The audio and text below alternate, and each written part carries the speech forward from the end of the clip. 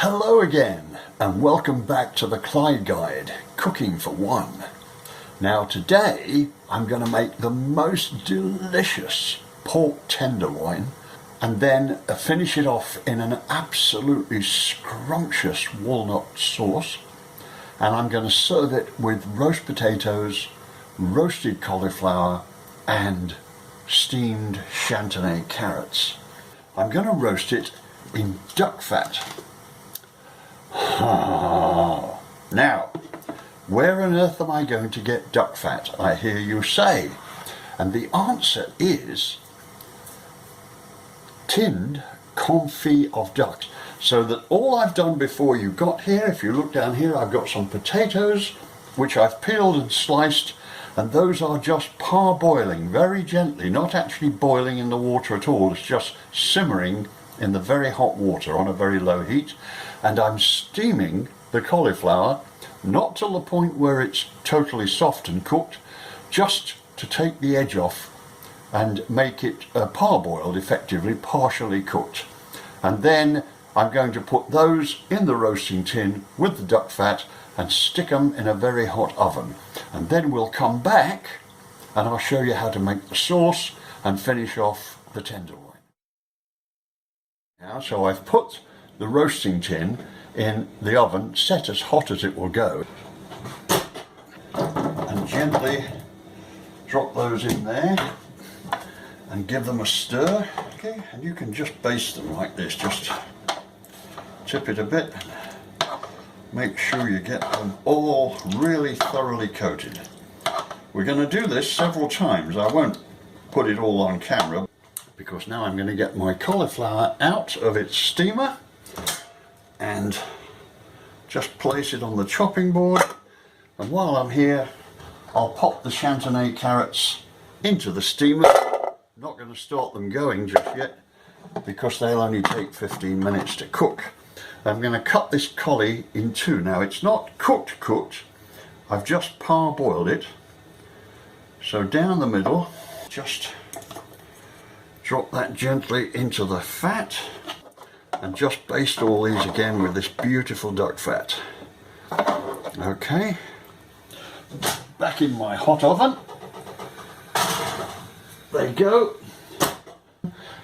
The only other thing to tell you about is my pork tenderloin, which is the main part of the dish, of course. And last night, before I went to bed, I put it in this container here and covered it with beer. It's probably been going for about 18 hours. And I'm going to take that out and dry it off in a minute, and I shall use that beer in the cooking, don't worry about that. But it marinates the pork beautifully. So we'll put a little tiny bit of olive oil in my skillet and a reasonable ounce or so of butter. So I'm just going to pat it dry, that's all. Wallop. It's an absolutely beautiful piece of meat. I'm going to cut it in two. We want to make sure it's cooked to perfection. That is, after all, why we're here. And here we go. Hear that lovely sizzle? Oh, yeah.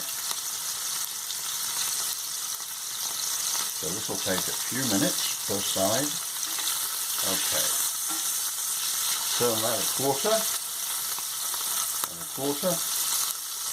Imagine it's square and you're cooking four sides.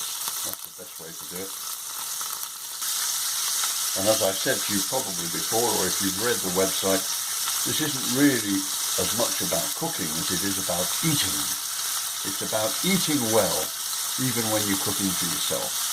Right, this is ready to go in the oven. So I get my oven glove, get my roasting tin. There's my roast potatoes, look how gorgeous they are. Where's my tongs? Here they are. Right. In you go. 1, 2. And they will need about 10 minutes. We'll check. Put them in there. Now, get a ladle. I'm sure you've got a ladle. If not, a spoon or a cup will do. And beware, because this is going to sizzle.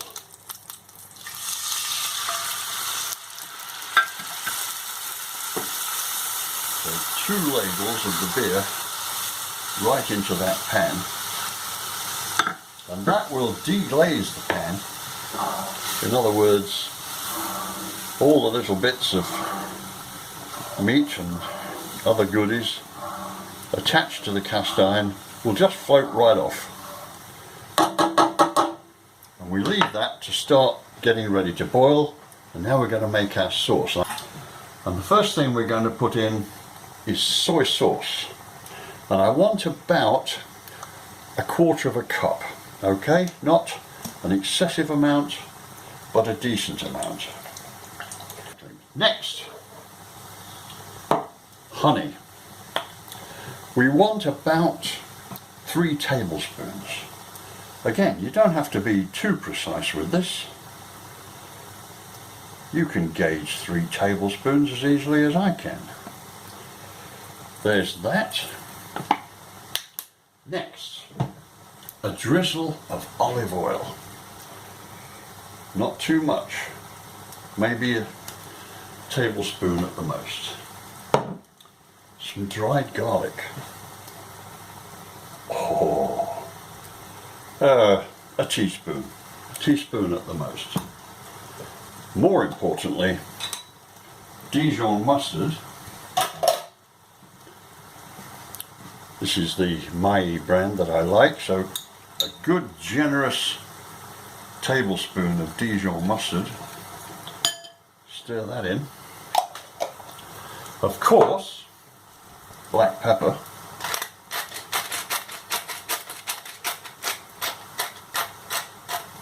To taste, as they say. And finally, some mixed herbs. Not too much, just a nice aromatic suggestion. About a heaped teaspoonful. Now, stir all that up really well. There we go. Look at that. How cool is that? And now we pour all of that into our beer.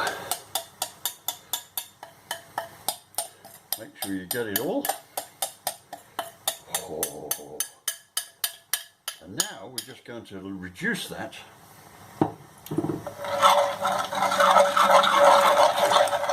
until it naturally thickens. Okay? So let that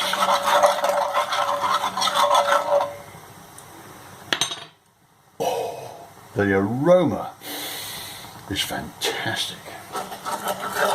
Now, for the pièce de résistance, walnuts. What I've done is I put them in this freezer bag and I'm going to smash them up. I will use my meat hammer, but you may remember if you don't have a meat hammer, just use a small saucepan.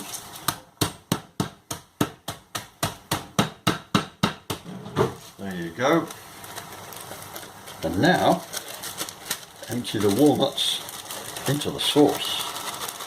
Oh my goodness me, this is going to be so delicious, and we're going to kind of glaze the pork with it. Right, stir up our sauce. It is just beginning to thicken, as you may be able to see.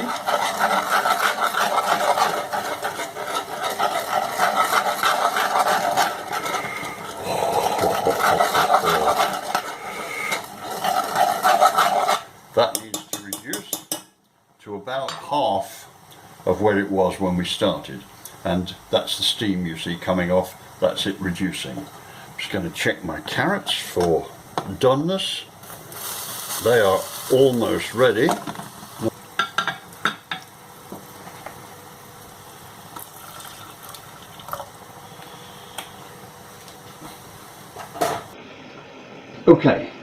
The sauce has been reducing for about 10 minutes and it's thickening nicely as the water evaporates from it and reduces it. The carrots are completely steamed perfectly, and I'm just going to test the meat and make sure it's at the right temperature. So here we are, here's my meat thermometer. It's a nice digital one. Put that in. That says 155 degrees. That's cooked. Right. That being the case, we need to let the meat rest for just a few minutes before I cut it. There are my beautiful roast potatoes. So here we go. In goes my collie.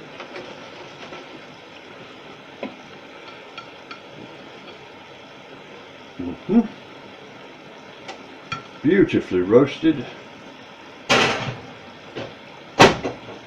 That doesn't take anywhere near as long as the potatoes, which is why I took it out. And now we just need to bring it back up to temperature. This sauce, as you can see, is thickening just perfectly. Look at this. Now then, this meat has had a moment to rest. We can turn everything off now. Everything's turned off. I'm just going to slice this meat into medallions. You can see from the camera right there, it is just ever so slightly pink in the middle. Not very pink, about a centimetre in thickness. You want these. So let's put those on the plate there.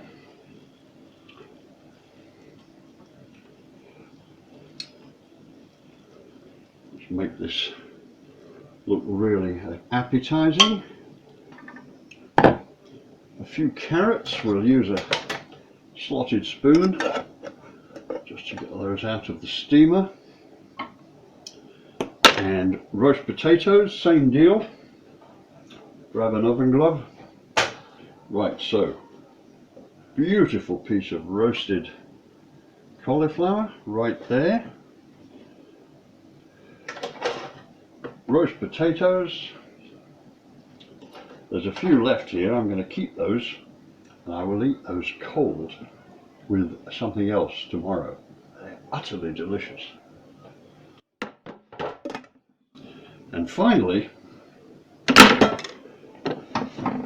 our reduced sauce. Look at this. You can see how gorgeous is that. And just drizzle it with the walnuts over the meat, and maybe a couple of the roasties.